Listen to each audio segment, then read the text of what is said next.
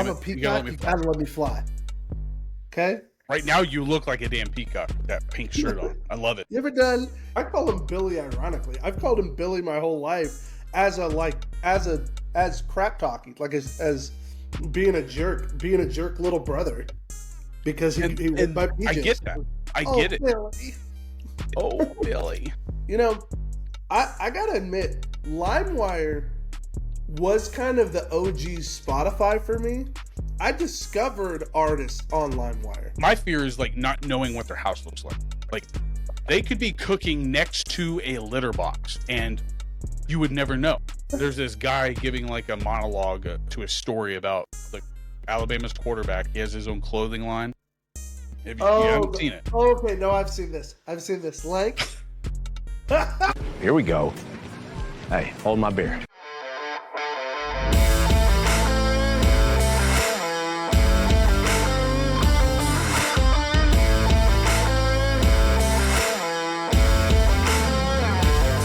This episode is sponsored to you by Ragebeef Jerky, the very first sponsor of the Chubby Buddies podcast.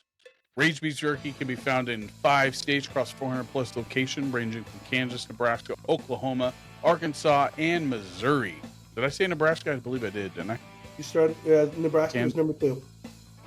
Kansas, Nebraska, Oklahoma, Missouri, and Arkansas. But if you're not in any of those 5 states or 400 plus locations, all you got to do is go visit them at www.ragebeefjerky.com, and they have gifted us to give to you a 15% discount at checkout by using the promo code Chubby. That's CHUBBY.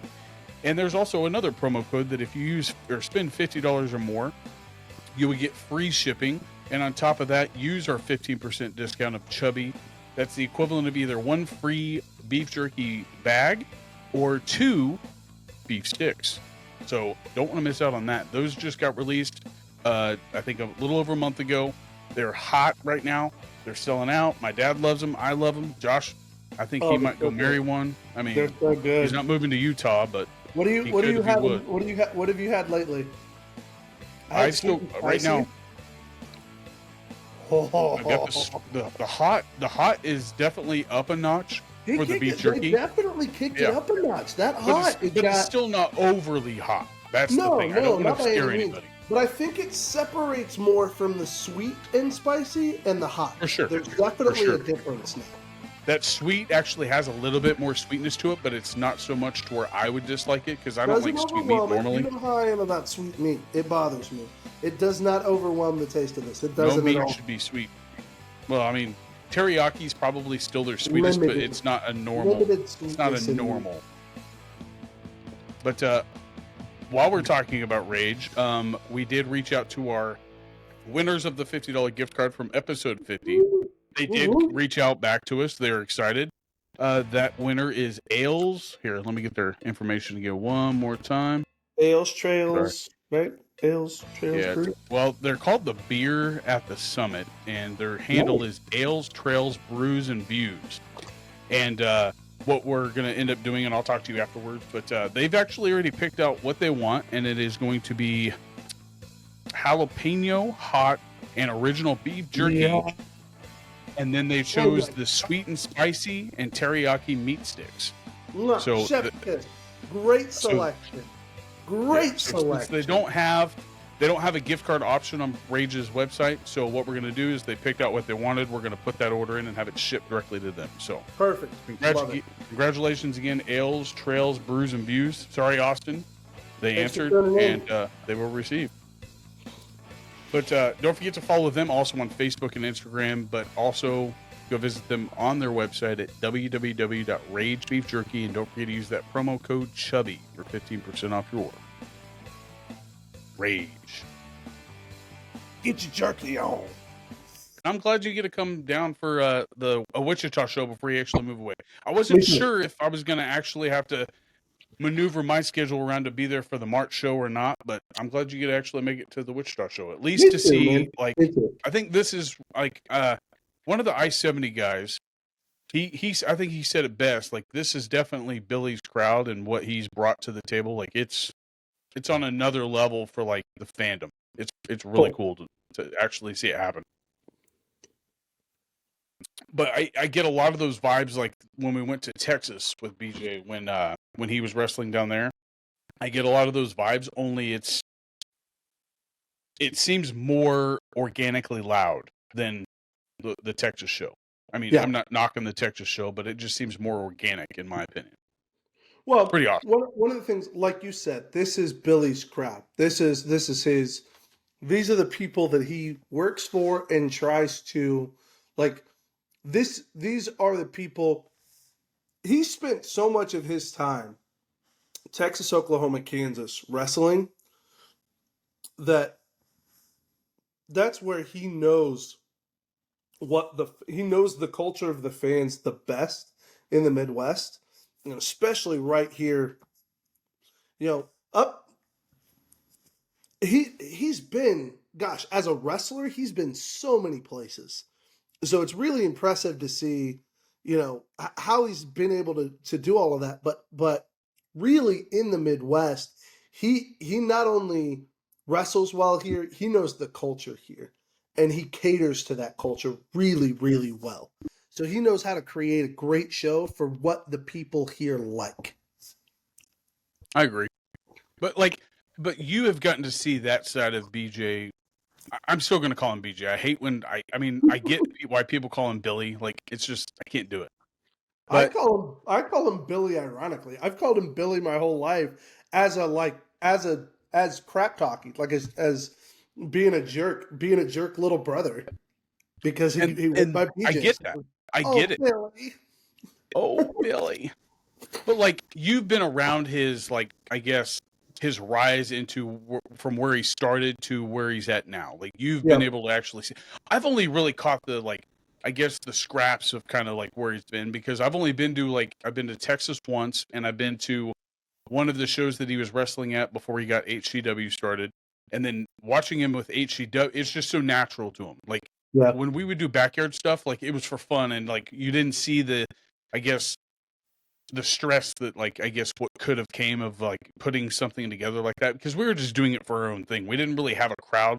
Sometimes we'd have the neighborhood kids come around and watch, but like, it wasn't like we needed to have like a set time. But We like, were doing it for us, not for any sort of fan base. Right. But I can definitely see how the way that he did the backyard wrestling has overlapped into this, because he's doing it as though if he was sitting in the crowd watching, and it totally shows. So I've got to highlight that for sure. He is ultimately, at the end of the day, he's a fan first, and you can see it in the way he promotes. So I'm excited. I'm excited to see the next stuff. Me too. I'm excited for you to see it, because you can say that the show is so crazy, but like, it takes being there to really soak it in and appreciate like what he's actually done down there. And like I said, it's organic. So shout out to Billy and all the owners. I guess actually, just to highlight, because I don't think we've really highlighted the owners. It's Billy, Daniel, and Aaron Helms. Aaron. Yeah. So I don't think we really highlighted. I wasn't aware of what role Aaron's partnership was in it. I didn't either, and I wasn't trying to not like highlight everybody, but like, yeah, no, I just don't think it was really that well communicated to us, because I knew of BJ and Daniel, obviously, but I didn't know. Helms has been around forever, so, and he's super business savvy, so it doesn't surprise me that he's involved. It just I don't think I knew. I think I've only met him one time when he came over for poker to my house one time, but You've only met Helms once? No, I'm saying before I really got into this whole, I met him one time at my house, and then I met him again at Paige's graduation party. So that's where I've met him. He's just as passionate as BJ is, and he's half his age. He's only like 23. As opinionated as BJ is too. It's so funny to see him in a room together, because it's like watching. It's funny. I've got on pause on my TV right now Step Brothers, and those two's dynamic reminds me a lot of Step Brothers. Oh, well, this is how I see it. Like, we have our group of friends, but like, we've always had BJ as a friend, right? BJ has a group of friends that we consider friends, but you have a friend. Well, I guess I mean, I'll call him a friend just because, even though I haven't seen him in forever. Don't Ben Sanders. Okay, I Yeah. get Ben Sanders just more, I guess, not as corny as Ben Sanders was out of Helms. Aaron Helms is Billy's Ben Sanders. Gosh, I hope not. But like I'm saying, like he actually uses his head a little bit more than Ben did. No shot to you, Ben, but you didn't use your head a lot as we were growing up. But love you too, bud. That's funny. But like we have a friend that is something like somebody else's friend. So BJ's Sanders is Aaron Helms, I think. That's my opinion, though. I guess it could be also a Duncan, but like Duncan is just he's like nobody can be a Duncan. I don't think anybody can be a Duncan. I've met people that have Andrew's mannerisms, personality, but nobody's the dry humor. Yeah, Andrew is 100% Andrew. He is the toastiest white toast you'll ever meet. It's kind of like Sheldon from Big Bang Theory. Absolutely, baby. White and dry. I love it. I'm rewatching Big Bang Theory, and that's why it kind of came to key. But how you been, man? We haven't seen each other since, I guess we're a little over a week now. I mean, we're recording on a Monday. Yeah, it's good. It's going really good. I can tell you this much.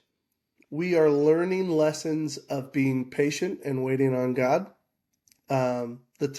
Just with the financing and everything for the truck, just the timing of everything, God's provided for us and made sure we were taken care of, but everything is going at a much slower pace than I ever like to go. And I can tell you it's a very clear message from God that in this next season, I'm going to have to be okay with some slower seasons. And I'm going to have to learn. Karma. It's not karma. Here's the thing. Well, no, I'm saying like you like that fast paced stuff, and he's just telling you to slow down. Absolutely. But by telling you to slow down, something's forcing you to slow down. Well, yeah, that's the thing. It's God kind of works in the way that he talks to you, and then he talks a little harder when you don't listen. And so I think, this is God's way of kind of saying, hey, you've kind of raced around in circles on this and tried to make it all happen in your own timing. And he's like, no, I need you to wait on me. And so there's nothing wrong with that.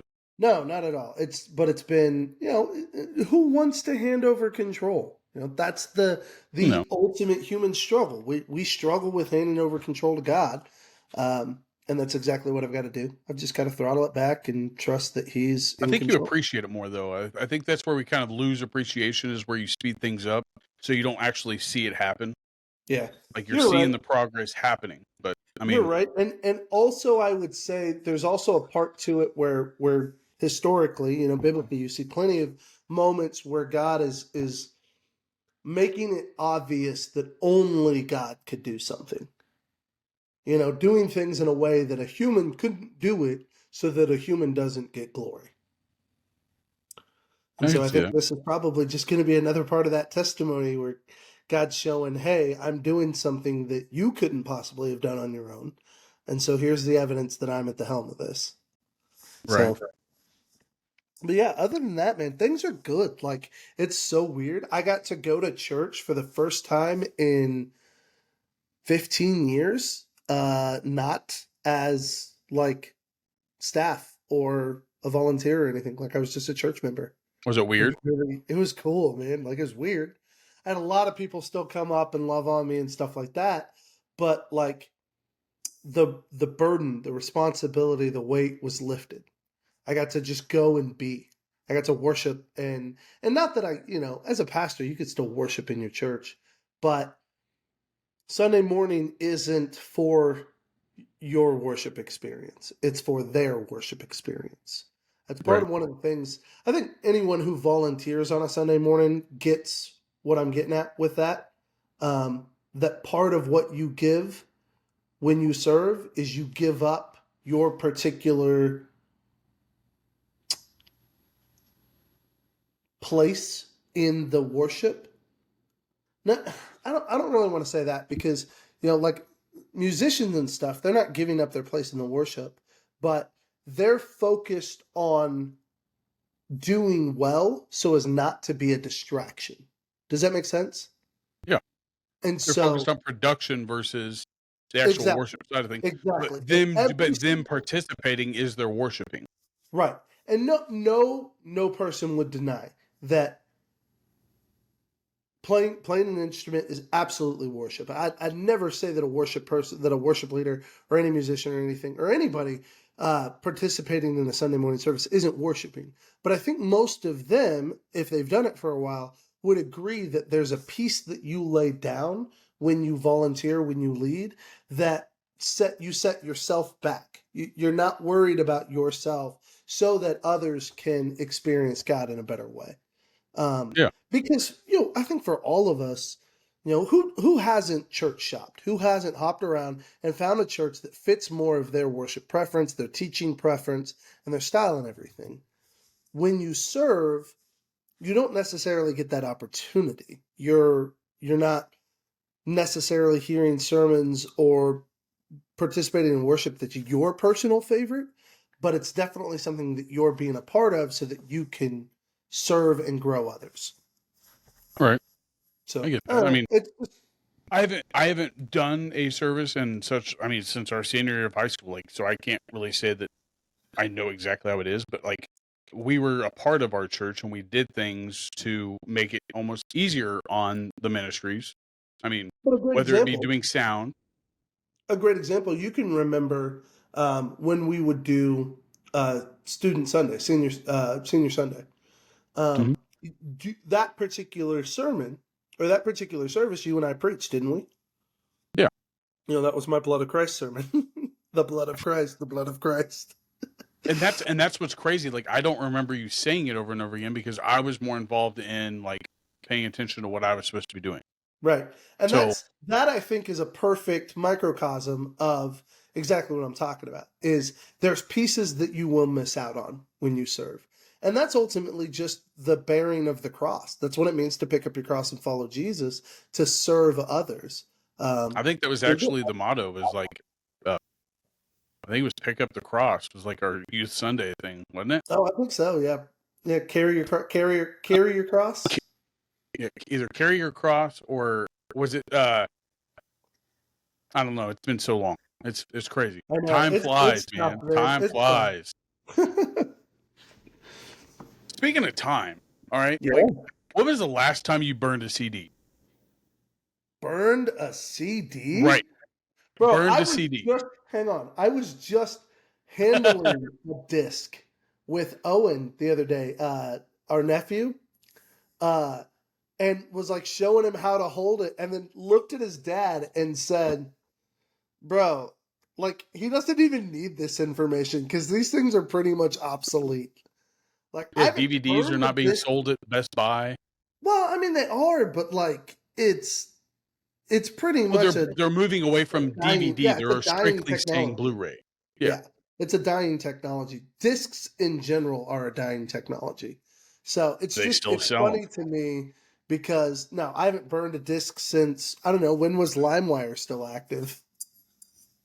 That's a good question. I mean, I'm sure it had to have been less than, I would say maybe 10 years ago is probably when they stopped.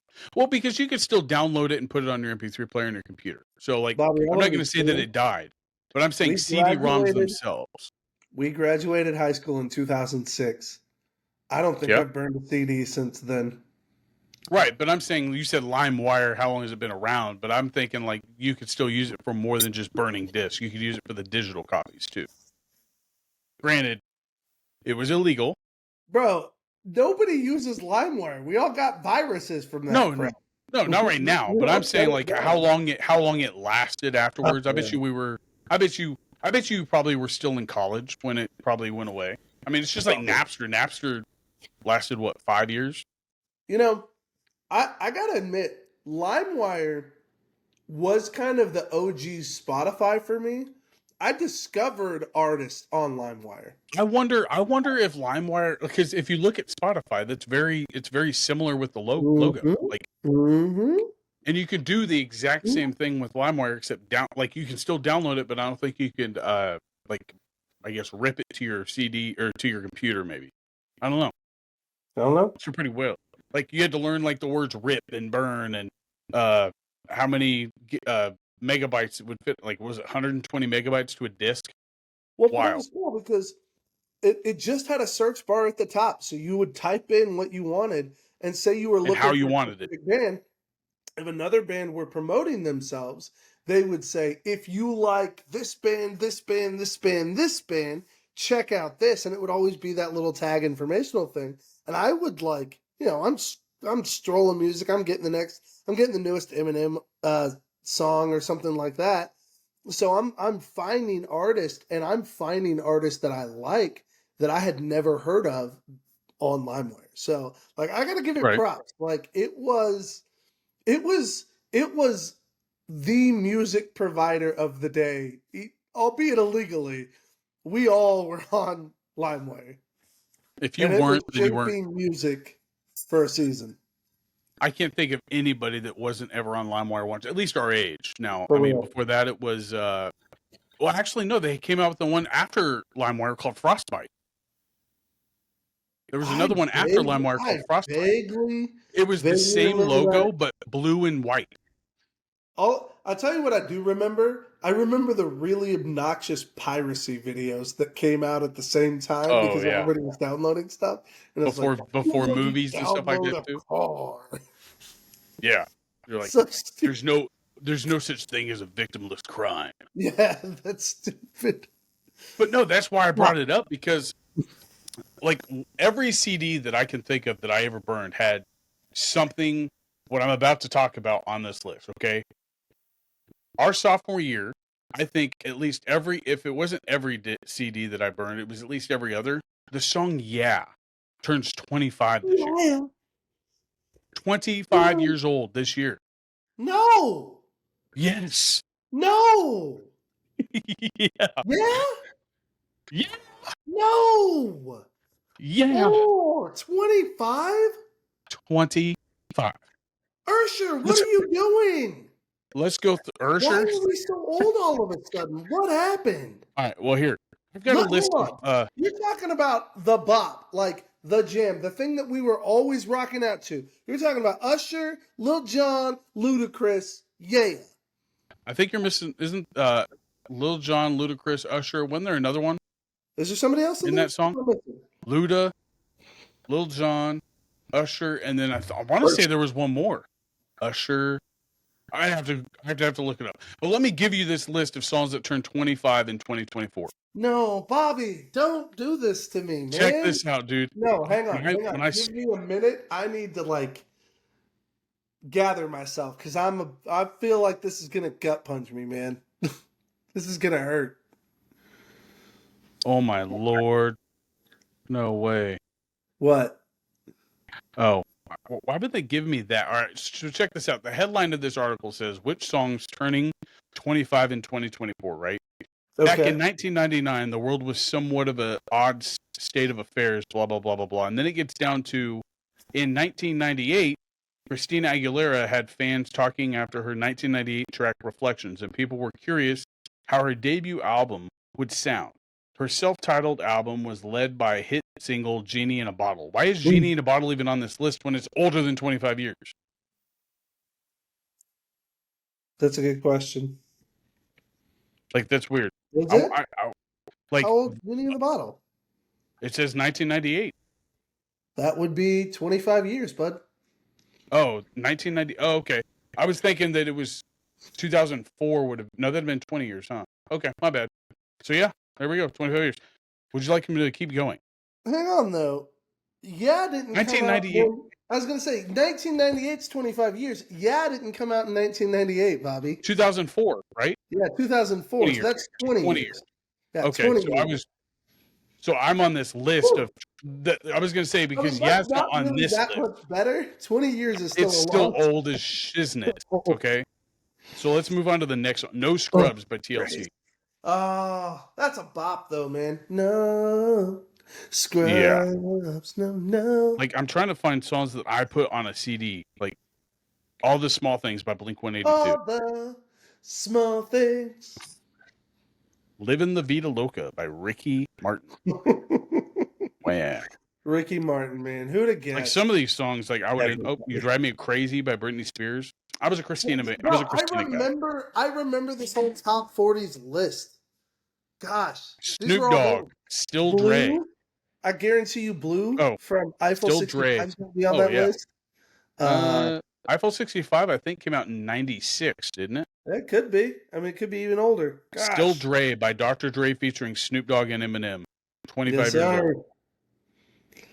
Who's Into? Oh, In Together Now by Limp Bizkit. My bad. I thought that was the name of the band. I don't think I remember that song. Have you seen Limp Bizkit lately? No. I never really listened. I listened to, like, when Limp Bizkit would have, like, their, like, smash ups or something like that. I can't say that I ever, like, downloaded one of their songs except for, like, the one that was popular with, who's the Break rapper? Stuff? Oh, is that what it was? No.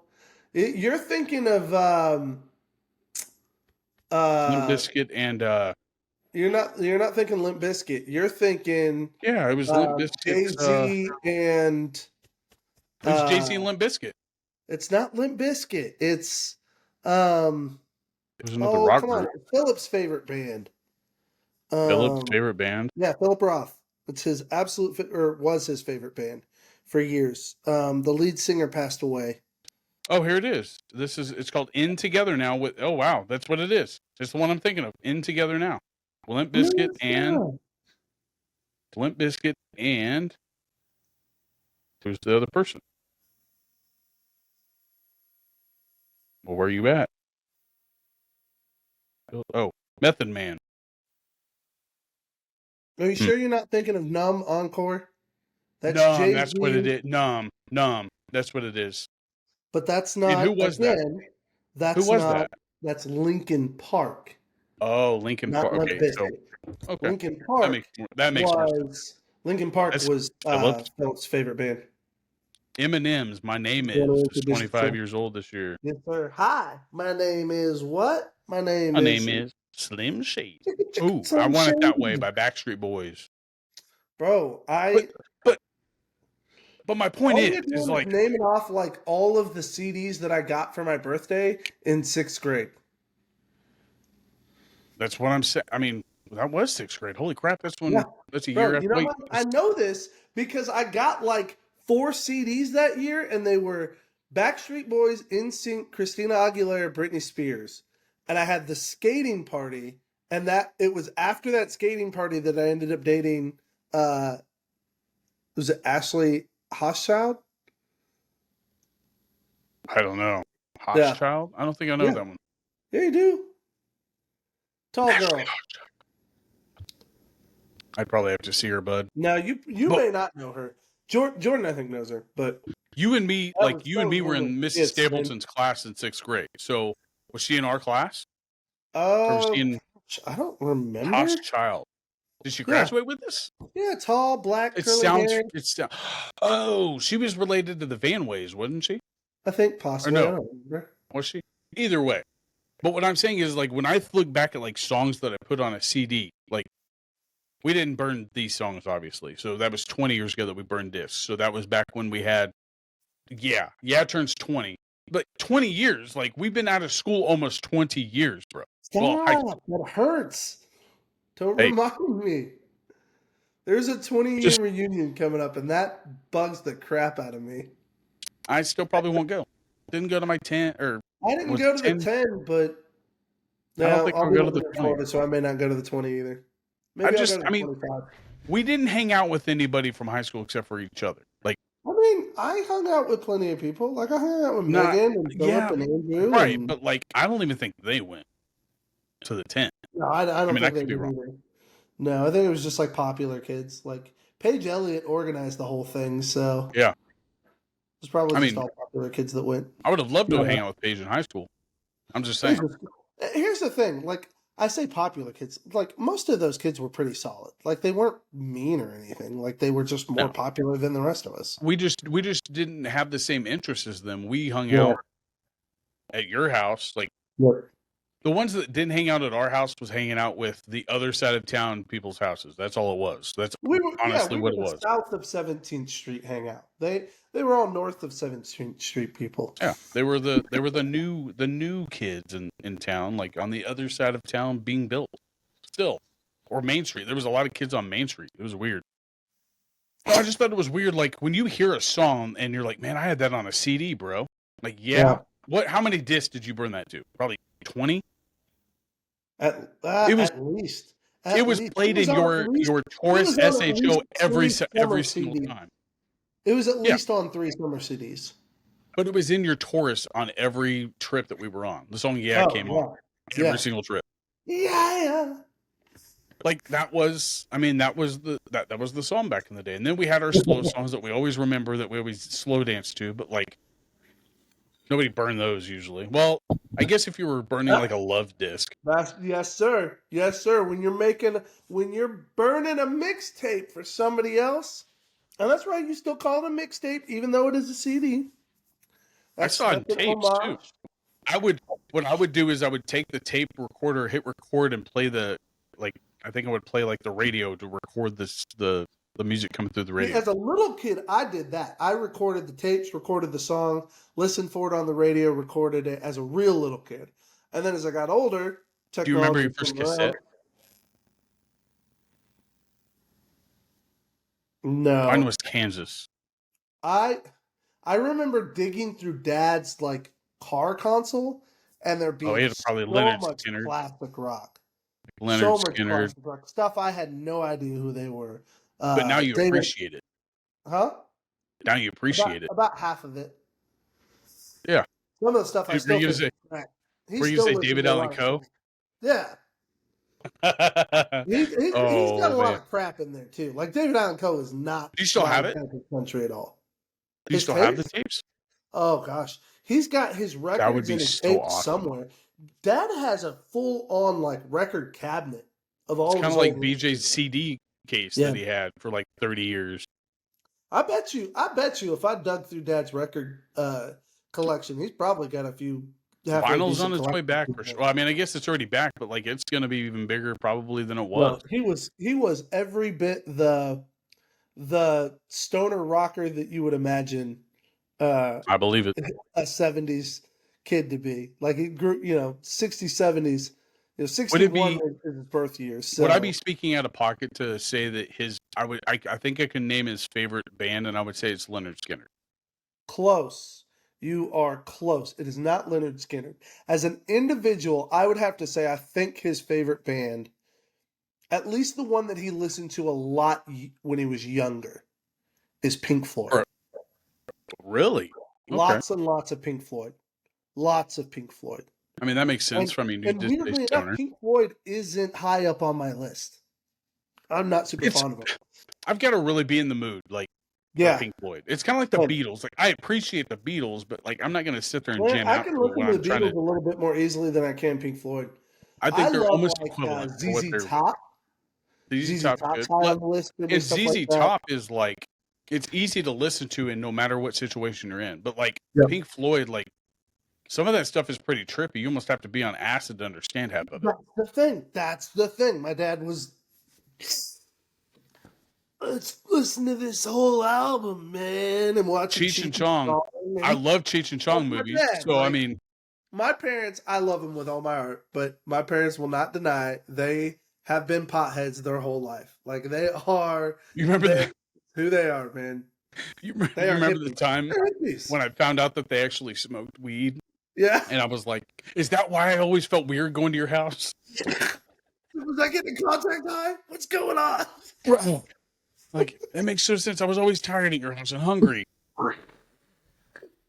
Bobby, you were hungry because you're chubby, like me. Yeah. But, I mean, I was still a little bit more in shape rather than A shape. And, I mean, but for the longest time, I didn't know that they smoked weed. Like, you didn't smell it around them, but, like, it was like, okay, it makes sense. They kept it in their room. They usually only ever smoked it in their room, stuff like that. They kept it away from us. And your mom's house always smelled like food, so it probably hid half of that smell. Yes, it did. Always. And she always had Febreze or something that she'd spray in her room after they smoked, so. Yeah. That's the one thing that Febreze is good at, is hiding smell. For a little bit of time. For a little bit. Just a season. But speaking of movies, like Cheech and Chong, like I was thinking about this. Like, I was going to try it with Jamie, and I was wondering if you've ever tried this. Have you ever tried to maybe not necessarily talk to your wife, but like I think your wife, it would be a little bit harder to do because your wife knows what movies you watch. Like, do you think you could ever carry on a conversation either with your wife or somebody that you used to work with in only movie quotes? Oh, I absolutely think I could. That's actually With your wife? maybe not with Heather, because here's the thing. She knows my bull crap. She knows my bull crap so well that there's I no could way get Jamie. she's falling for it. Like, all I have to do is be in a solid rhythm for like a couple of lines before she'll immediately get suspicious and say, "Are you quoting something?" What about your mom? Oh gosh, Bobby, you know we could have a full-on monologue with Mom, and she'd have I no think clue where to go. I think it would depend on the movie, because if it's a popular movie that she enjoyed, I think she would get it. So like Bad Boys, I think she would get it. I promise you, she wouldn't. She's that She wouldn't? clueless. You could do You the should try it. full-on Martin Lawrence. You bring a fish in here and get drunk and like pretend like you're drunk, and then do that whole bit. I promise you, she'll laugh her butt off, and she'll have no clue that you're quoting a movie. We should try that. We should. I'm gonna try it with Jamie, but I think I could get by with, because Jamie doesn't appreciate the same comedy movies that I enjoy. But if I was to quote like just the right section of lines though, because it has to be relevant. It has to fit within. It can't be the same movie with everything that you're saying. It has to jump around to different movies. Right. But with Heather, I think that if you hit her with like what's an iconic movie that like everybody we get besides Tommy Boy in our group, like probably Tombstone, Napoleon Dynamite, The Saint. Remember the Titans. Yeah. Mighty So if you walked up to your wife and you pushed her and you went left side, she wouldn't know it. Well, she might. Here's the thing: if it's Disney, I might be in trouble. That is Disney. She's a freaking walking Disney princess. Remember the Titans is Disney. She's seen so many Disney movies. So I don't think I could get away with Remember the Titans, but I think I could get away with like Ghostbusters or Back to the Future or something that's like popular but not necessarily up her alley. I could definitely get away with that. That's an experiment worth trying. I'm just saying. I agree, but again, you've got to find the right line of dialogue to use it. Like what you could do is also you could probably get away with her texting it rather than her hearing you say it. Texting it would absolutely work. I might need to try that. I don't want no scrubs. Oh, song lyrics! I could get her with song lyrics. Well, that's also from a movie. That's also from a movie. I could totally get her with song lyrics. But that's also from the other guys with Will Ferrell. It's like, I'm a peacock. You got to let me fly. Yeah. Oh, dude. You got to hit her with that. You got to hit her with it. Be like, hey, can I go do this? No, we're doing. I'm a peacock. Babe, I'm a peacock. You got to let me fly. Okay. Right now, you look like a damn peacock with that pink shirt on. I love it. You ever done Despot before? Oh, Despot? We got to get you your first Despot. He was so convincing. Oh man. I think that I could get Jamie with almost every movie though. Like, 'cause she doesn't watch the same movies as I do, but like she would get like she's into Blade and stuff like that. But like I've honestly only seen Blade 1. So Jamie likes Bad the Boys. movies. She loves that dark like thriller movie with. She loves horror movies. She loves horror movies. But if you say that it was a comic book, she would never know it. Like, she's not into comic book. Like, I'm not into the comic book. Blade well above its time. It was a phenomenal movie that just so happened to be based on a comic. Wesley Snipes killed it as Blade. But I don't think that would make her like more. If anything, it might steer her away from it. In more to know it's a comic. It would probably scare her away to know it's a comic. Yeah. But like that movie, like the first one, I've only seen that one not because I hate it, just because like it's a long movie. Like for what it is, it's a fairly long movie. And I only watched it because somebody was talking about the opening scene of Blade, like how they go into that meat locker and stuff like that. Yeah. And that's really the only reason why I watched it. And I was like, okay, I guess I'll watch all this. It was pretty good. Those movies were good. The But she third likes the one TV got shows. such a bad rap, and I thought it was hilarious. What about the TV show? Is that any good? No, the TV show was like a one-off thing. It was just an attempt to try to build on it. Now, the remake that they're going to do with Mahershala Ali, I think that's going to be really good. Because that's what's coming down the pipeline. So they've got a new Blade coming with Mahershala Ali. Well, just as long as, like, I think they keep Blade is one of those. Okay, Wesley Snipes is an iconic actor. I will totally agree with that. Like, yes, sir. The whole movie things that he's been in. One of my favorite movies is U.S. Marshals with him in it. Like, so we're getting in a little bit of the entertainment thing, but like it was part of the discussion topics for sure. But like, and we'll go deep down that rabbit hole later on. Back to that line of thinking, who would be your favorite person to quote? Who do you think you could quote the most consistently? Ooh. I would have to say Adam Sandler. I would have to say Adam Sandler, Will Ferrell. Yep. David Spade's really good.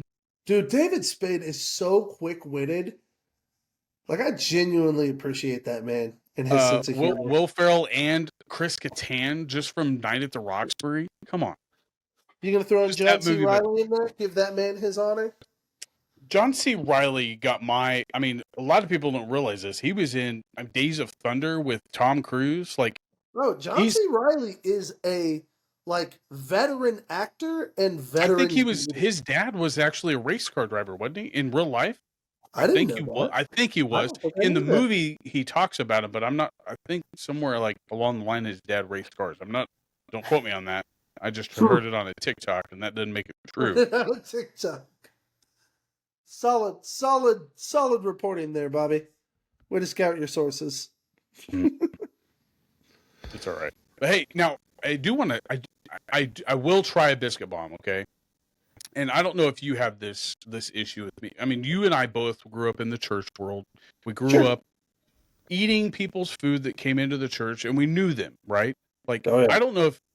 And I was thinking about this because everybody asked me to bring a dish to have at work one day. And I was like, And it's not because I didn't have faith in my cooking skills. It's because I feel obligated to, I guess, try the other food. But I'm too afraid of what, like, my fear is, like, not knowing what their house looks like. Like, they could be cooking next to a litter box. And you would never know. Unless, like, you found some litter in your food, of course. But, like, that is my biggest fear, is eating somebody's food that I've never been to their house. I don't know who they are. I know you. I know the women from church that would bring food. But I don't know the strangers at work or anything like that. Do you have that same kind of fear as I do? Or am I the only one on this planet?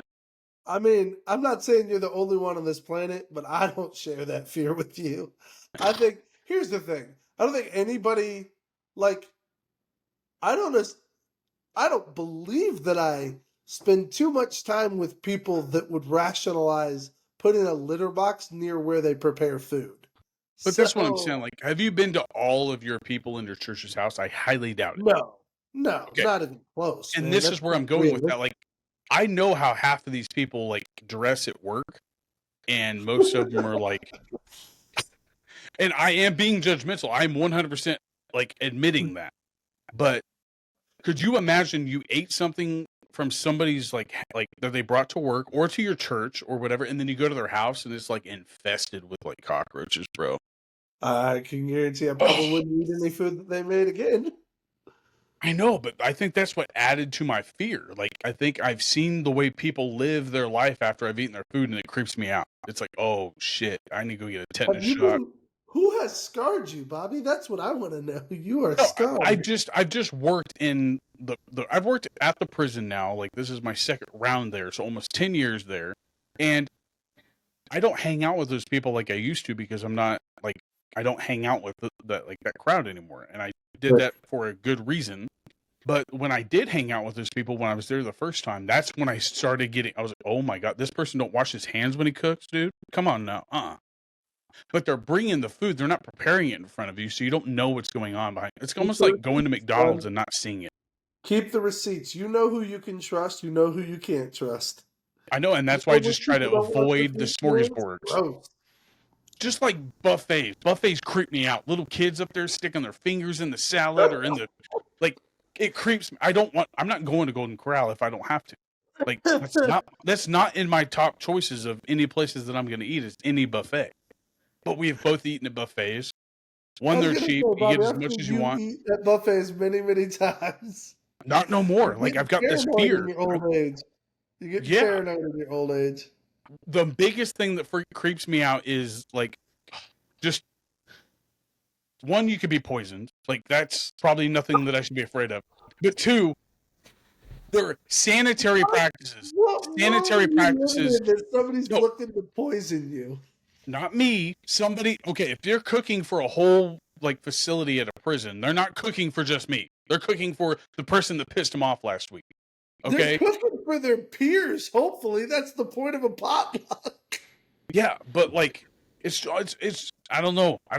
Like, I've worried about this. Like, I've literally sat there going, man, I hope like going to eat something. It's like, I swear, this better not get like. Maybe being sick could also be a fear, but like just not knowing what the inevitable, like behind a closed door was happening. Somebody was changing a baby next to this bowl of chili that they were preparing. That creeps me out.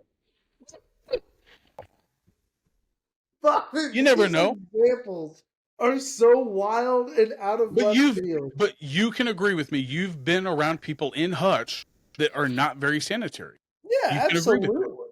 And those people work at the prison, bro. You're stretching so far to make point A to point B. It's like I just avoid bringing something so I don't feel obligated. It's not that I don't want to share my food. I just don't want to like feel obligated to try your food, bro. If I don't know you, I'm probably not trying your food. And that's honestly, I know that you wash your hands. I know that you prepare food in a clean environment. Like you don't have a cat litter box next to your stove. I'm just saying. Have a little faith in people, Bobby. It's not people. It's like their habits. It's people. Their habits. Okay. If that's my problem, then I'm sorry. So be it. Count me out. I just didn't know if I was the only. If you also had a sort of a fear like you. Like no, if you were going to eat. I don't share that fear. I can tell you that much. I've been in church for too long. I've done way too many potlucks. I know how good that food is. It's mainly strangers. It's not like if I was in your church or if I was at work and I knew that you were pretty tidy around work, then I wouldn't have a problem with it. But bro, like, I don't like how many experiences do you have of just going and eating strangers' food that they brought? No, I'm like, not saying eating a lot of potlucks. I'm not eating. No, well, at the prison, yes, they do. They do it for every holiday. That's weird. But like another thing, like we do a chili cook-off, but like you do a chili cook-off, right? Have you ever wondered, like, is this person like washing their hands when they prepare this dish? Like that's what I want. That's what goes through my head. No. But the second you see them not do it, it's like, oh, I ate their chili last year, bro. He just wiped his nose and stuck his hand down his pants and then served me a bowl of chili. It's a fear. It's like heights. Like it's stupid. I've never fallen. I shouldn't be afraid of heights. People's behavior way too much. If like it comes with my profession, though. You're overanalyzing that. It comes with my profession. I've got to like study what people are doing. And that's my job. It came natural. I don't know. Don't judge me. Don't judge me. Poor guy. You poor guy. I don't know. I'll eat food if I know who you are and I've been to your house or I know your sanitary practices, just like you and your mom and Jordan and maybe my coworker. I've eaten his food. Like I know that he's not sitting there picking his butt and like stirring the pot of chili. That's all. I gotta be honest with you. I can't remember the last time I ate a stranger's food. Like that's what I'm getting at. I don't know you. Unless you would clarify somebody at church who I don't necessarily have as close of a relationship with. Because there are people in my church who I haven't been in their home and but I know them. I see them at church. Like they have good, they have a good like reason to bring you like a bake of cookies or something like that. Like you would eat that. Yeah. But like a stranger like saying, "Hey bro, you want to try my My butt sweat jalapeno You have chili. me so worried about handing out biscuit bombs See? now because you've got me But thinking no, people will be but, like, but why no, is this this is kid what I'm handing saying. us food? But that's what I'm saying though. Like this, like I know that you're sanitary, so I don't have to worry about that. Neither should Yeah, anybody but else. I'm a stranger to all these other But people. you have a license to practice cooking food. A license to practice cooking. Don't you have to? Don't you have to have Bobby, a? Don't you have to have a title for that? We all have to cook food, my guy. Like that's No, I'm part saying of you do it being for a an profession. adult. You're doing it for a profession though. Like I have no Yes, problem going to a restaurant and yes. eating So something that somebody served me. there's a food handling certification that I get, everything Yeah, like that. Yes, and that's what but I'm Bobby, every saying. Hey, adult you've met in some form or fashion has had to learn how to cook something I get it. to be able to survive. I get it. Cooking Give me a isn't. pill. Give me a pill for my fear. If they have I'm sure there's a phobia out there. They've got a phobia for phobias, dude. So Oh my don't. gosh, you're I'm just saying. hilarious. Let's move on to sports. Why don't we? Well, guys, as you know, tragically, Forward Momentum, that was the Leavenworth show for Heartland Championship Wrestling. That was tragically canceled due to weather conditions. But do not fear, we have wonderful news because New Year's Mayhem is just around the corner. It is still planned to happen. There's no bad weather in the forecast, so January 13th at the Osage Recreational Center in Wichita, Kansas, you are going to get to see some of the best wrestlers in-house at the New Year's Mayhem show. It's going to be a lot of fun. The big news coming out of there, we have a surprise announcement that we get to give as far as matches, but I also get to give a surprise announcement for Bobby. We were planning on being in Leavenworth for the very first time, launching the Biscuit Bombs. But due to the bad weather, that's not able to happen. So, called an audible, and now we will be in Wichita this weekend. Ooh. Showcasing the Biscuit Bombs for the very first time, selling those at the concession. You'll get a chance. And the cool thing that I actually need to text Bobby. So we may, or I need to text Billy. We may have to cut this section out, Bobby, just a heads up. So be aware of that. But I do know, at least he told me, maybe I'm not supposed to reveal it, but I'm kind of giving away trade secrets here, that all of the VIP members who come to the New Year's Mayhem show, so he sells out 50 VIP tickets to every show. Those sell out pretty quick. Make sure you jump on those. Every single one of the VIPs will receive not one, but 2 Biscuit Bombs of their choice as part of their VIP package. That's a $16 package right there. Yeah, it's a good deal. It's a good deal. So we're going to feed them well. It's going to be a good opportunity. So make sure you come to the Heartland Championship Wrestling event, New Year's Mayhem. That is January 13th at the Osage Recreation Center. As usual, doors are going to open at 5. Bell's going to ring at 6. Good stuff. Can we make the announcement of the match now? Yeah, before you do, I do want to remind people who are listening to dress warm because it is supposed to be cold. Right now, we are getting hammered with snow. Oof. And it's supposed to be like 18 degrees. However, next weekend, when New Year's Mayhem, it's going to be cold, but that's all it's projected to be. This Saturday. Yeah. So this Saturday. Yep. Yeah, that's right. I keep saying next weekend because we're recording right now. Or Thursday. You know, when this show airs, y'all, like tomorrow 2 days, Saturday, Thursday is going to be the show. Yeah. Because the show all around 2 days Thursday. from when you hear this. Yeah. So hit him with the good news. Hit him with the. Yeah. When you're hearing this, it's literally 2 days after this. You will be seeing 48 hours, and you can come get Biscuit Bombs at the Osage Rec Center for New Year's Mayhem. And I will be there in the Will ring. you? I'm so excited. Well, yeah, I'm doing the bridal expo, and then immediately after that, I'm going to have to tell her I have to leave early, and then I'm driving there. I'm going to have a long week because I'm setting up Thursday, Friday, bridal show Saturday, leave at 3, be at the wrestling show by hopefully a little bit after 3, do the show, drive back to Hutch, come back for the bridal expo on Sunday, boom, bada bing. It's crazy. Nice. That is pretty And then crazy. tear down. Well, Let's hit them with the good news. We'll have some like Chubby Buddy stickers and stuff like that to hand out and give away as well. So it'll be a good time. Well, let's hit them with the big news. All right, y'all, the big news, we get to announce a match of our very own. Let me tell you, we met both of these guys. They're good workers, they're good fighters, and this is going to be a very, very good match, y'all. We have got Handgun Dan versus Jose Giraldo. Okay, these two have been working matches. They were at Leavenworth together. I watched them work up there at the last show, and let me tell you, they are hard workers. Jose, this guy is the very definition of grinder, if that makes sense. He's a fan favorite right now. Oh my goodness, man. This guy's work ethic is probably higher than I've seen of almost any other wrestler that I've met. He goes to lengths that no other guys go to get an opportunity, to put in the effort, to do the little things right to get a chance. It's like reverse Eddie Guerrero. Yeah, he's got the physique, he's got the look, he's got the attitude. I'm telling you, Jose is he's climbing, bro. And I'm telling you, he's a solid dude to watch. And of course, Handgun Dan, man, he is always entertaining in that ring. He's always he's electric. He's a good wrestler. He's technical. He's very technically driven. He's gifted. And the last time I saw him, he was cutting hair, man. So that he was cutting hair last time. Huh? He was cutting hair the last time. He was, yeah, man. He gets wild. So always bringing a great show. Those two going head to head is going to be phenomenal. You do not want to miss that. We'll have to get Mr. Giraldo on here.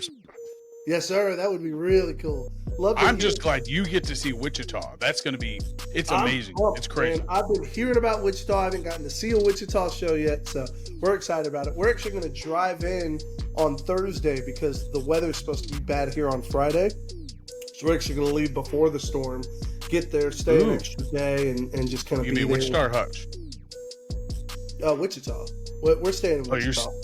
Okay. Well, I'll be in Wichita Thursday to help set up at the Bridal Expo. So there you go, man. Maybe we'll get to meet up and grab some food or just hang out.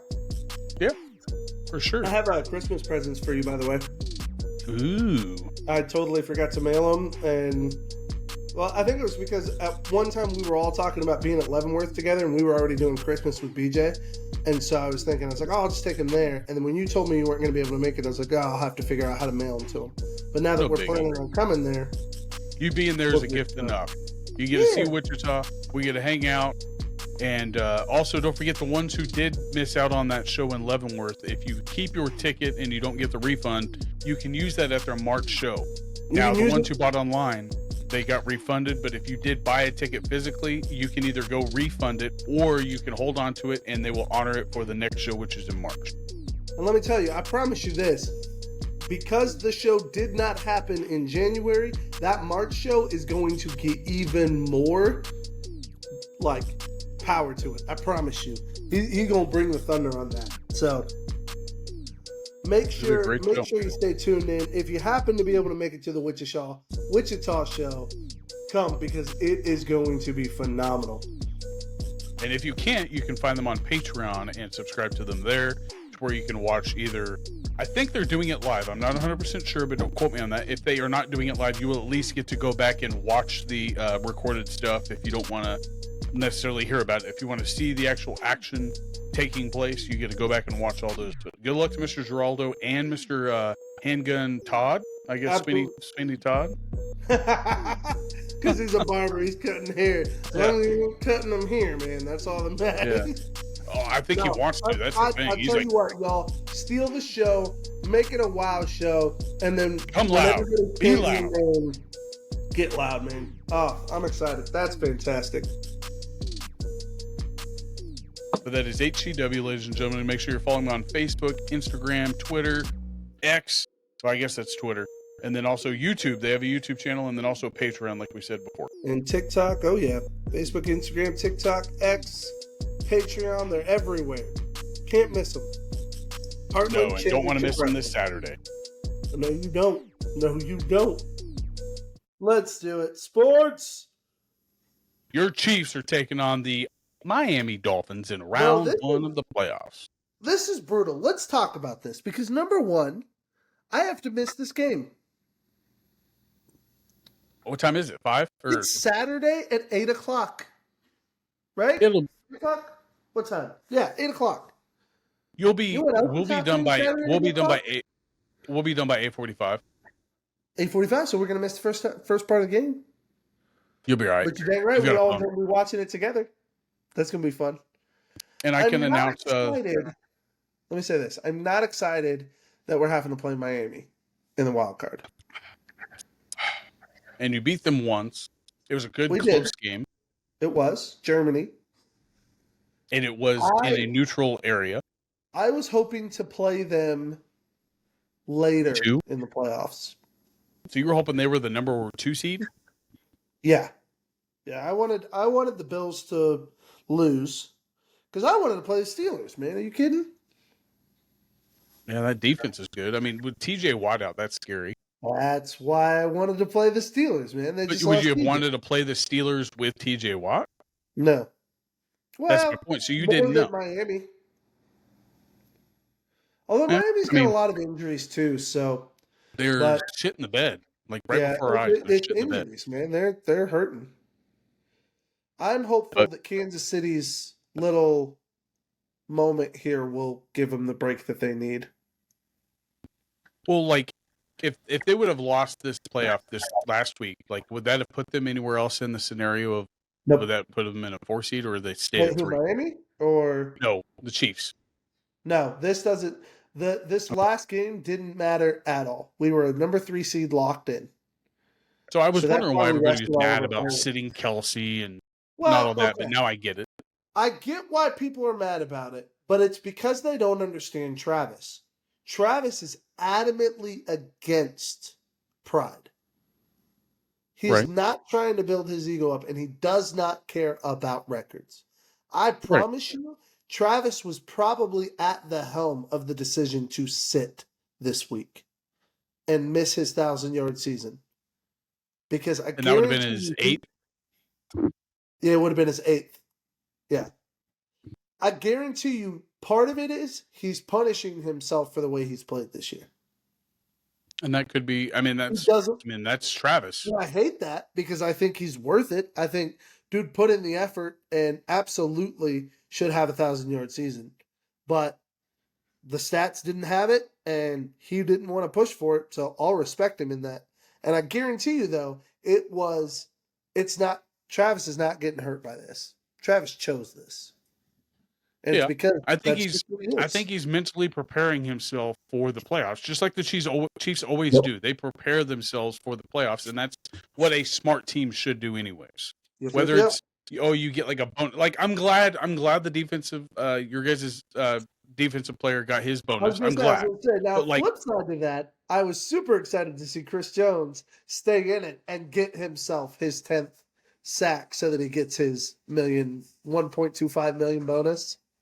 Yeah, I'm glad for him, but like the smart teams know what to do. Like just like their timeout management, just like clock management, everything like that. Like it all goes down to decisions, and Andy Reid's not willing to risk that decision by like whether he gets a turf toe. Like if the turf toe holds Travis out, like Andy's shooting himself in the foot. Like he's like, why did I do that? And he's not willing to risk that, and that's why he's so successful.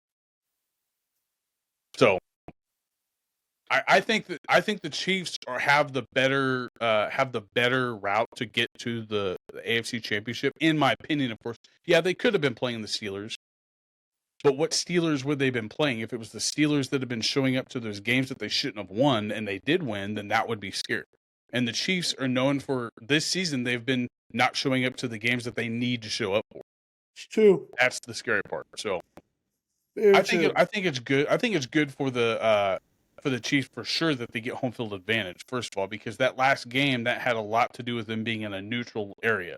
So Germany. I'm excited that we're playing at Arrowhead. I'm a little sad because it's Tyreek's first time back, so I'm not sure what the response from Kansas City is going to be, if they'll boo him or if they'll cheer him or what they'll do, but well, it'll be interesting. The fans fans will be fans, but I think the players are just going to have just as much respect for him as they did when he was with them. Oh yeah. So I think that's they the all good thing. love him. It's like he's talked some smack, but truthfully, like he's a good competitor, and like we're grateful for what he did for our team. So if you guys play at 8:00, then when does Dallas? Do they play Sunday? I think y'all are scheduled for Sunday. How you feel Normally we about get that, that by the way, buddy? Are you excited? I'm glad that we play the Green Bay Packers for sure. Like I've got no worries that Dallas right now we're undefeated at home, and that's our one leg up ahead of Green Bay. Does it The feel other good? thing is that I mean I wouldn't have felt bad if we played who was our other option? The Rams. Like we beat the Rams already this year. Like how about that storyline, man? Which one? I didn't see that. Rams are headed to the Lions. Rams what? Rams are headed to the Lions. Oh yeah. Okay. I thought you meant like something happened. Like no. I think the Lions are gonna destroy the Rams. But do you understand what that means, though, right? Yeah, Stafford coming. Returning back to the Lions could possibly crush their playoff hopes or their playoff. Like, how tragic would that be? If Stafford's the one that has to put him away. Well, here's another one. Here's another way that you can look at this. For the NFC, that is the upset right there. Is the Matt Stafford returning back to? Well, no, actually, they're coming to him. So it's not like he's returning back to LA. Yeah, aren't they? No, the Lions are the higher seed. Really? Yeah, they're the higher seed. So they. Oh wait. So the Rams come to them. Lions. Oh wait. Oh, I didn't know that. I thought they would be okay. So since he's going back, that's going to be the biggest thing. Stafford coming back to Detroit. No, Rams at Lions. It's Rams at Lions. Yes. Stafford plays for the Rams. Yes, but also the Rams quarterback. Yeah, so I think that's better for the Lions for sure. I thought we were talking about the other way around. On my bad. No, I'm just talking about the fact that Stafford, who was the guy who spent 10 years trying to get the Lions into the Super Bowl, now could be the guy who's coming to crush their dreams. And that's sad. And he did won a Super Bowl. He won a Super Bowl with the Rams right after the Lions. And so he did that whole ad where he talked about leaving Detroit but still loving them and stuff like that.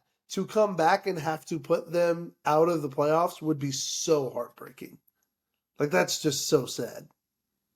I want the Lions to win just because for the easier game for Dallas. I want them to win. Not because I'm rooting for the Lions to lose, because I want to see that. If Dallas doesn't go on, I want to see that Cinderella story. I mean, who doesn't? Who doesn't? Yeah.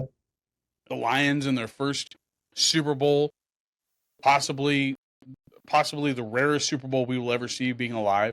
The Lions versus the Browns would be insane. That would be nuts. Two teams that have never made it, all of a sudden making it the same year. That would be wild.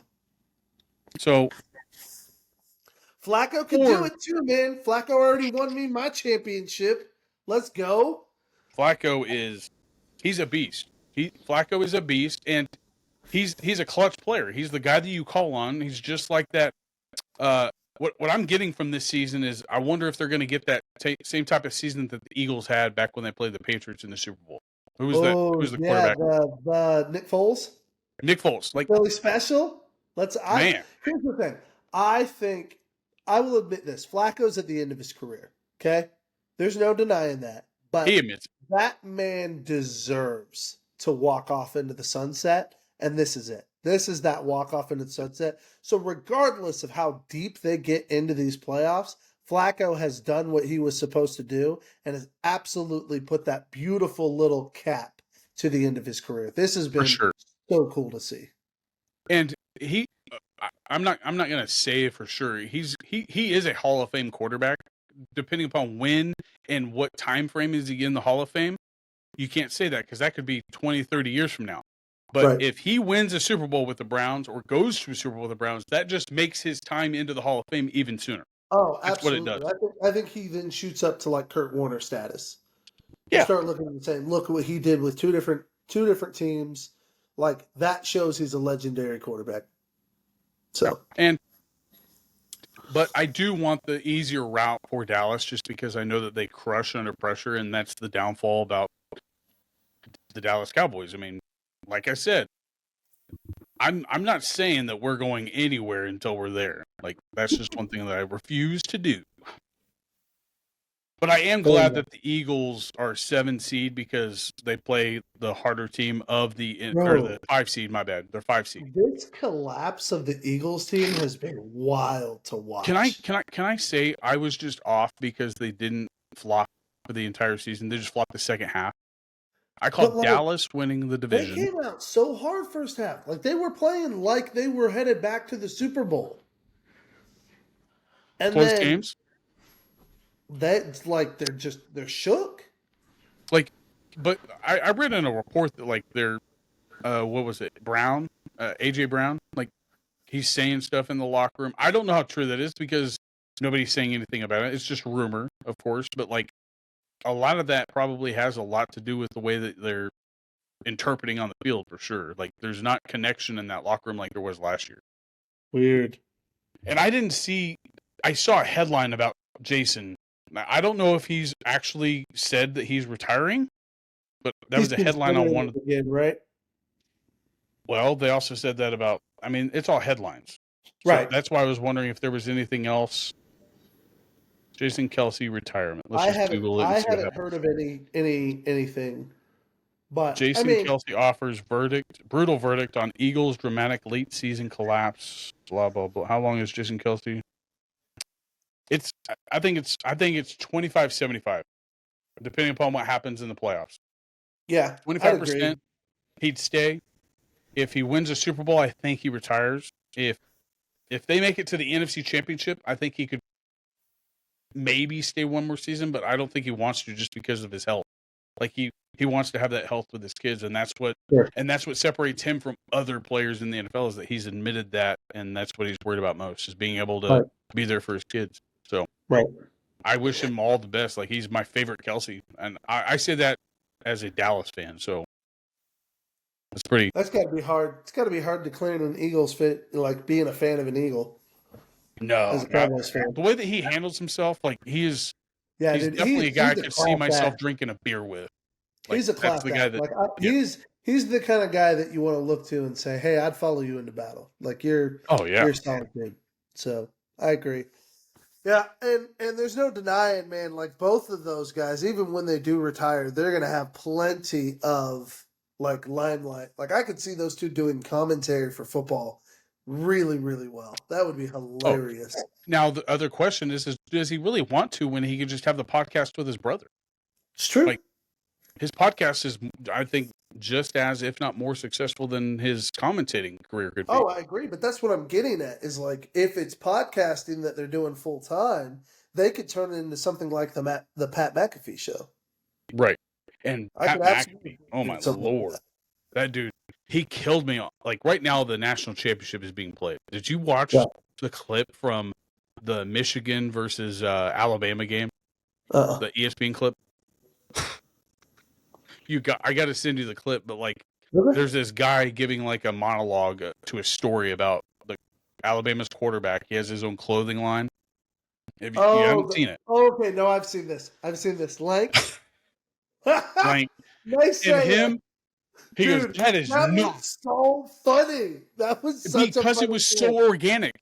Pat McAfee is the greatest sports, like, I wouldn't even call him an analyst or a commentator. He's the best voice in sports right now. He's like Tony Romo in the press box in the very first parts of his career. Like he's just so good at coming up with those. He's like, that is not what I thought you were going to say. He interrupts the dude's monologue. He's like, and then he goes, my throat got tight for you, man. It was so funny. I rewatched it. Like, seeing the other guys like break down on the set as Pat's like freaking out was so funny. Yeah, and he was not trying to be funny. He was legitimately worried for this other guy. That's why it's so funny because everybody knows like it ain't naysayer. It ain't naysayer. It's not. And that's fine. And that's naysayer. Okay. And the other guy, like, I give him. Right. And the guy that was delivering the monologue, like I give him so much props for like letting it happen, because that's what made that clip so popular, in my opinion. Like he let it. He was like, okay. He had no idea. He had no idea what was going on. He was like, "What do you mean, not naysayer? Like, what do you mean?" Like it was just so. You don't see. You would not have seen that 15, 20 years ago. It was good. It was funny. I loved it. I loved every minute of it. But no, both the Chiefs and the Cowboys have. I think the Chiefs have the harder of the two playoff games, just because they're so close in the rankings. Like Dallas has the best case scenario for Dallas, for sure. Nothing could be better right now for Dallas. If we see a Chiefs Cowboys Super Bowl, like, are you coming to Hutch, or are you like, do we have to meet halfway? I don't know what we'll do, but we'll definitely do something.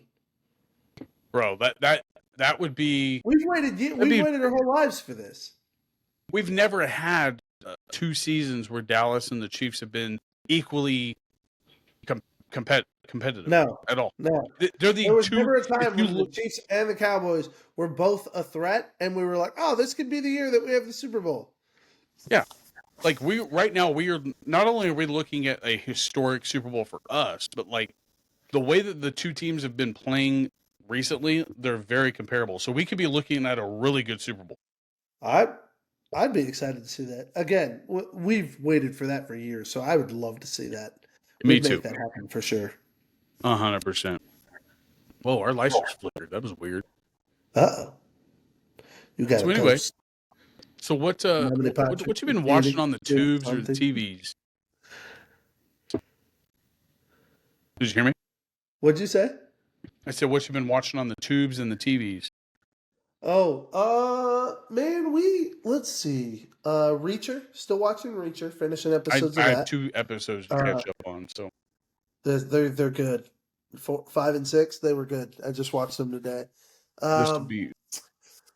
What else have I watched? I did a Nolan marathon the other day. Watched Interstellar and Tenet. That was fantastic. I haven't seen Tenet, but Interstellar is arguably my favorite. It's so good. Is it better than Interstellar though? No, it's Interstellar so far is my favorite. Tenet is a close second for me, followed by Inception. I like Inception. Like, that's another one that you really have to pay attention to the whole movie. I would say Tenet is a lot like Inception in that sense. You have to pay attention to the whole movie to follow it. And that's what the director's known Tenet for. Also has John David Washington as a lead, and I'm telling you, Denzel's boy has every bit of his talent. I watched one of his movies, the one where he's like the end of the world or whatever, and it's AI. It was pretty good from what I saw on Hulu. The Creator. It was pretty good. It's good. It's pretty good. I didn't expect it to kind of. I mean, you can't deny it. That portrays America in kind of a not so good light. No, but neither did Leave the World Behind though either. Like that is like what we see stuff like that all the time. No, I was kind of getting at that. I don't necessarily disagree with it, but like the aggressiveness of America to like react, to crush guys, stuff like that. Like it paints us in a pretty real but like condemning light. That I think, I'm sure the movie was intentionally trying to do that, but when I watched it, it made me go, gosh, we are a little heavy-handed at times with like trying to squash something when we believe it's evil. Another one that could do that too that scares the shit out of me. Oh yeah, it was great. Yeah. But like another one that scares the crap out of me that has that same idea that you were going with. Have you seen the previews for Civil War? Oh my Lord. Civil War. When we get off of this, you got to watch it. Okay, so let me I'm not going to give you anything about the movie, but I will give you this highlight of history, okay? Now, the last time that we had a presidential election where we had to remove I guess options on that ballot from the ballot was, when do you think it was? Civil War? Abraham Lincoln, and that whole era, like we removing the South removed Abe Lincoln from ballots in Texas and all that other stuff, and vice versa in the North. They removed, I think it was Jefferson. I think, not 100%, but like the last time that happened, and what are we dealing with now? We're doing the exact same thing. Dang, dude. Donald Trump is being like hit for in Colorado and all this, but they're not saying it in other states for the opposing side. Like that's what's weird.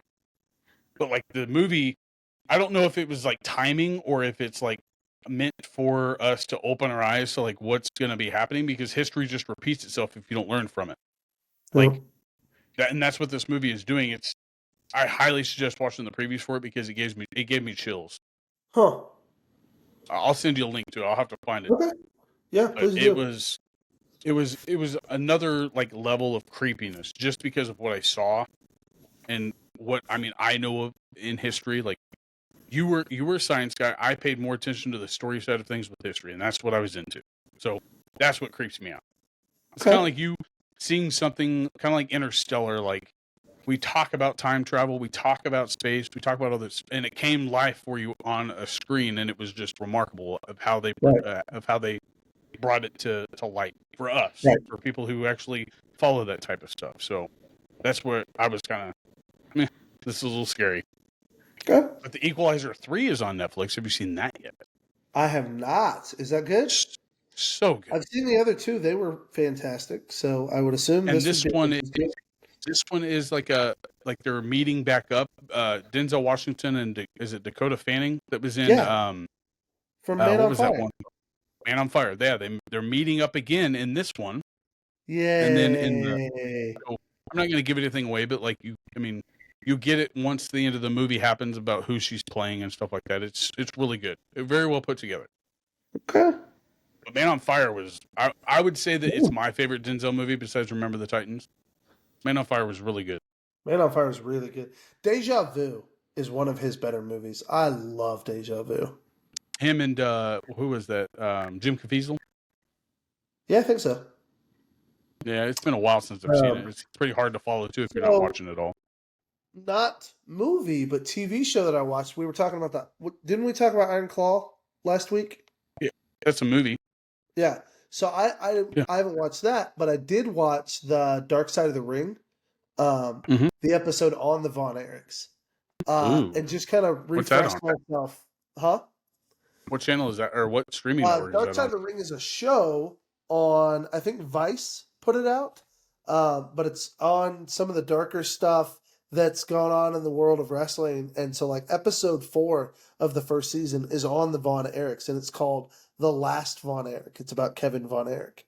Wow. And he does an interview and talks about all of the other, just all of his brothers and the story of how they, blew up into stardom and then the tragedy. You said it's on, what did you say it was on? It's Vice put it out. It's free on Tubi. Or you can watch it, I think, on Hulu or something else. But it's free on Dark Tubi. Side of the Ring? Yeah, Dark Side of the Ring. I just started watching it, and I really enjoyed it. Well, other than The Equalizer 3 being on Netflix, I don't know how much of a fan you are of Dave Chappelle. Like, do you appreciate his stuff? Do you love his stuff? I love Dave Chappelle. Dave Chappelle is top 5 comedians for me. No question. Top 5, okay. Yeah, top 5. I too would say that. I would say he is in Chappelle show. Are you kidding me, man? For being alive, and that's what I was going to get to. Are you a Dave Chappelle fan, like the Dave Chappelle show fan, or are you his stand-up fan? Like, there's two different people. Both. Okay. Because here's the thing: I'm fully inspired by his stand-up. I think he calls a spade, and like is very like upfront in his stand-up and challenges both like conservative and progressive people. And like pretty much puts everybody on their toes. I love it. Exactly. Like I've never watched a comedy special from Dave Chappelle that I didn't walk away going, that was worth my time. Exactly. They keep getting better, and he's just this comedic magician. He's a comedic magician that just brings social issues to light by making fun of them, right? And he does it in such a way that like anybody could understand what he's talking about. He just puts his own twist to it. And when the thing that drives me nuts, and that's why I feel bad for the people that aren't comedian fans, because the ones who are putting him down are the people who aren't a fan of comedy. They're out to like pretty much they're outraged to be and they mad. don't think anybody. They're out to be mad. But the thing that Dave does so well is that like this one I think you're going to enjoy just because of how crap. He's Yes. so good at Yes. pointing out their bullshit and be like, "That's bullshit." You know it. And here's the kicker: the ones out there delivering like all the news and stuff like that, he's getting ahead of them every single time by saying, "This is what it is." And all the people that are putting all that negative, like the negative reviews and stuff like that about it, are just proving my point by saying like, "You're not a comedic fan. You're not a comedy. You're not a stand-up comedy fan. You're just out there to complain about something you heard either in a clip." You didn't listen to everything that he said. You didn't listen to anything that he said, really, if you're just going based upon what you heard was in the actual, I guess, special. Because I think that's one of the things that I love about Dave's stand-up is that he almost gets ahead of it in his special. Like he not only tells the jokes, he also tells the people what they're gonna say back to him. Right. Like calls out the hypocrisy right there. It's so good. Like into those critics that are, I mean, all they're doing is just trying to dig through a comedian's toolbox to pick out everything that they say that's bad to try to cancel them. And all they're doing is just giving Dave more material to make another special about what they're doing. That's all they're doing. They're fueling his fire. And I applaud Dave Chappelle for everything that he's put out. I mean, I think he's got 10 specials out now. Like, one of my favorites that a lot of people didn't like just because of what was talked about. I loved every minute of it, and that was the closer. The one before this one was phenomenal, but this one but it was pretty offensive. Like a lot of people were offended by it. And if you're offended by it, the ones that are offended by it are the ones that don't understand what he's saying. That's all it is. It's a misinterpretation of what you want to put to it. Speaking of comedians, love Dave Chappelle. We didn't put this on our notes, but I'd love to hear your thoughts on the Cat Williams interview. I haven't seen it yet. I've got it in my queue. What? You haven't watched any of it? I haven't watched. Not with. What do they call him? Unk or Shay? Yeah, Club Shay. Yeah, Club Shay. It's wild, bro. I watched it that night, like just on accident. I wasn't intentionally looking for it. I was just scrolling on social media and I came across it, and like it, dude, he is name dropping like no other. It just tossing all the receipts out. And the thing is like, it's all believable. He's not really that angry. He's just cashing in the receipts. He's telling the truth. And it's almost like he said, man, it's 2024. This is going to be the year of truth. And it's wild, man, because like so many people have responded to this already. It's like, it shows you that Cat Williams still has a ton of influence. Well, I think he still has the record for the most specials for any comedian. Like, he's still, I think, now don't quote me on that, but I'm 90% sure that he has the record for the most specials out in, I want to say a career, because the way that he does it just like Dave Chappelle does. He sheds light on what we are seeing before our eyes, just putting it in his own words, and it makes sense. And if it doesn't make sense to you, like, people pick that apart. And that's the downfall about comedy. Comedy is so dangerous right now because of everything that's being talked about. Like, it's dangerous for the ones who are worried about what they're saying. For us, it's awesome. It's the last bastion of freedom, of free speech. So we've got to defend. If that ever goes away, that's the second that I have no faith in this country. The second that they gets pulled away, I've got no faith. When comedy begins to be censored, that's when we got a real issue. If we don't have comedy, well, go ahead. I don't want to interrupt you. I was just saying. Comedy is the easiest way to criticize and critique any sort of authoritative government or any sort of authoritative figure. Yeah. Because it brings laughter and humor into a situation that is otherwise causing grief and stress. Comedy is always the best solution to bring about resolution. And it's because not just it makes comedy. clear what the issue is Yeah. without bringing about the negative feelings included in it. And if those who are in power can hear the comedy and not become defensive, but rather can tune in and listen to it, they can grow so much and they can respond to the public's perception in good ways if they will listen to what comedians say. Well, I think that if you take a comedy special and if it's like like the old Robin Williams stuff or Dave Chappelle stuff now or Cat Williams stuff, I think I get more information from watching that in a comedic way than I would if I was watching a I guess strict in line debate on national television. Like, Sure. there's no room for calamity. There's no room for throwing people like curveballs and stuff like that. But with comedy, they're taking that debate and putting it into their set and breaking it down for us. Yep. And it's not that I understand it better. It's that I appreciate what they're telling me better, if that makes sense. Absolutely. I appreciate how they're delivering the message that was brought up in a presidential debate or a political issue from what we're seeing on TV. Instead of watching TV, I would rather get it from somebody who has a different eye on things, like Dave Chappelle. He's got one of the best eyes out there. And if you take that away from not just us or fans of comedy, if you take that away from the comedic, I guess, hierarchy, like you've got a hierarchy in comedy, because if you didn't, we wouldn't be talking about specific people. Like Cat Williams. Cat Williams is known for the way that he delivers his hatred towards Michael Jackson, right? But like Dave Chappelle, I would say, is the best living comedian to deliver a message about what he sees as an issue. And it's not what an issue is, it's what he sees as an issue, and it sheds light on something that we might have overlooked. So, Dave Chappelle, I applaud you for everything that you did in that special. I couldn't recommend it enough. 9.9 out of 10. Can't wait to watch it. Nobody's perfect, so that's why I gave it a 9.9 out of 10. And Dave, like and I'll be honest with you, I didn't watch Dave Chappelle's the Dave Chappelle show until way after. Like, I saw little bits and episodes. Oh gosh! But I didn't. It was on Comedy Central. I was in love with it, man. I thought it was the funniest thing ever. And what he did, he shut him down. He's like, "No, I'm not going to let you take what I find humorous and change it up to make it, I guess, more appealing to the public." Yeah. And we didn't see him for almost 10 years. Well, probably not 10 years, but close to it. Felt like but Dave is. I would love to see Dave Chappelle live. Like, that would be. Heck yeah, same.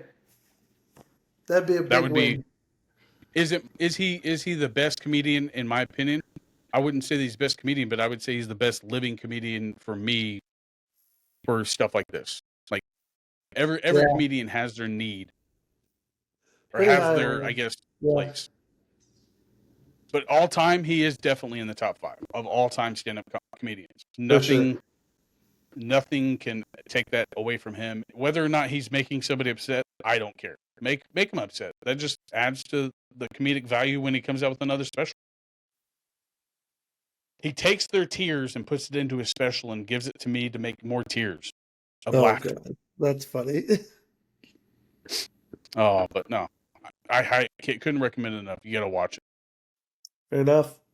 And I will watch the Von Erichs Do it. thing that you were talking about. Watch that. Yeah, Dark Side of the Ring. There's a lot of good stuff on there, man. It talks about, like, the Montreal Screwjob. I've seen Bruiser Brody. Do you know that name from wrestling way back in the day? Apparently, sounds familiar. I didn't know his story. Apparently, he was killed down in Puerto Rico at a wrestling promo. Like, there's like this is a really, I've never watched this, but I'm really intrigued by this show, Dark Side of the Ring. Like, you know, is it new or is it like? So, no, it seems like there's like 4 seasons out of it, and I've heard of it before. I just never really looked into it. But it's like an expose style. You know, episodes of, you know, reports on the darker stuff from wrestling history. I thought they had another one kind of like that called like Beyond the Ropes or something like that. Yeah, I think there is another one like Beyond the Ropes, something like that. Yeah, but yeah. But I have seen where they go out and try to find memorabilia. Have you seen that one where they're going around to like fans and finding their memorabilia that's been lost for so long? Like Mankind found one of his masks. Really? That's cool. Yeah, and he let the fan keep it. Yeah, sure. Like they have and like I've only seen bits and pieces of that part, but like I appreciate that type of stuff because it tells another side of the stories that like us as fans of either wrestling or just the entertainment world, like we don't see or we didn't know. Sure. But I appreciate a good documentary. Me too. And is it like podcast style? Not podcast style. It's just like a documentary style. Like it's interview style. At least the ones I've watched. So like the one on Bruiser Brody. They're interviewing Tony Atlas. They're interviewing another guy. Like people who were there that night when he was killed. Who was the other one? I recognize his name. I can't remember, but so it just interviews him and it kind of lays the timeline out. Kind of almost does it like a criminal case or something like that. Just kind of lays it in a documentary, almost like the expose style. The first 60 minutes or something like that. Yeah, is that what it's called? Something like that. Yeah, that'd be cool. I'll have to check that one out. Whatever. But I think that's episode 51, bud. Yeah, unless you had something else to add. No, I don't think so. I'm excited. Hopefully, if y'all are listening to this, that means y'all are coming out in just a couple of days to the New Year Mayhem, right? New Year Mayhem? What's it called? New Year's Mayhem. New Year's Mayhem show. Osage Rec Center. Come out to Heartland Championship Wrestling. Get you a biscuit bomb. Come say hi. We'd love to see you. Yeah. Let us know. Let us know in the comments if you've been to a Wichita show and what I'll do actually is I'm going to cut the promo that we did and I'm going to post that early so that they can get the information out there earlier. So yeah, please do because I'm actually going to share that and invite some friends that I have in the Wichita area to come out to the show. So that'll be cool. And I was actually doing that also with the Wichita Bridal Show. I mean, granted, most of them are brides, so hey, they'll have husbands. Maybe the husbands or soon to be husbands. Maybe they'll want to go. Yeah. Yeah. And brides can be into wrestling too. Yeah, but when they have their mind on that wedding, bro, like it is Bridezilla live. When they got that mind on that wedding, they could be in that ring and kicking some butt. That's how tough they are. Yeah. Like, could you imagine a wedding as a wrestling match? Bro, that would be kind of cool. I would absolutely love to do the ceremony of that. Oh, that'd be fun. And they do their vows while having each other in a headlock or something like that. That'd be real cool. And the official is the referee. Absolutely, absolutely. There you go. That's a job for you, man. Like I do wrestling weddings. I'm on board. I do wrestling weddings. Pillow fight. You have to do it. If somebody is looking to do a unique wedding, I'm ordained. So give me a holler. We'll figure it out. We'll make out a true dad. I believe in love, man. I'm excited, and I'm always for a fun wedding. So especially an HCW show. And have me count 1, 2, 3. I love it. There you go. So who would win? Both of them? Yeah. You definitely got to have a double pinfall for sure. Oh yeah, double pinfall. Well, if you've listened to this far, raise both hands. Oh yeah, with a belt as the ring, but they get yes, a belt. Sir. Yes, sir. Man, we're coming up with ideas. We could be wedding planners, bro. Just saying, bring it. Bring it.